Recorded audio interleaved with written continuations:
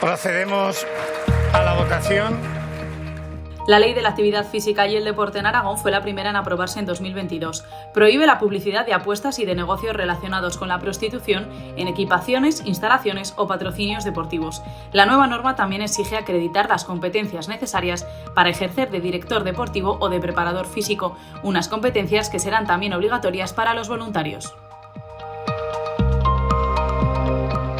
Más de un año después de la aprobación de la Ley de Simplificación Administrativa, el Parlamento aprobó la norma que recoge su aplicación y desarrollo. Con ella se pretende agilizar la intervención de la Administración en entidades locales o asociaciones y en sectores como el industrial, el agrícola o el social.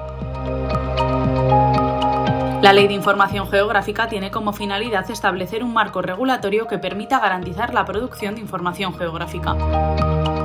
Después, dicha información debe ponerse al alcance de las administraciones públicas, de los agentes sociales y, muy en especial, de la ciudadanía.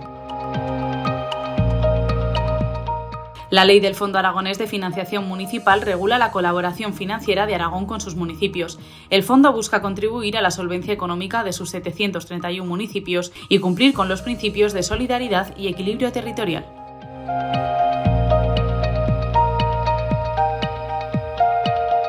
La economía social engloba la actividad que desarrollan entidades que se caracterizan por el respeto a los valores comunes y los beneficios para toda la sociedad. La ley aprobada en diciembre recoge acciones para potenciar la presencia de estas entidades, así como su crecimiento e influencia. En 2022 también se ha dado el visto bueno a la creación de 2 colegios profesionales, el de higienistas dentales y el de ópticos optometristas de Aragón, un paso necesario para que ambos sectores tengan plena capacidad para cumplir sus funciones.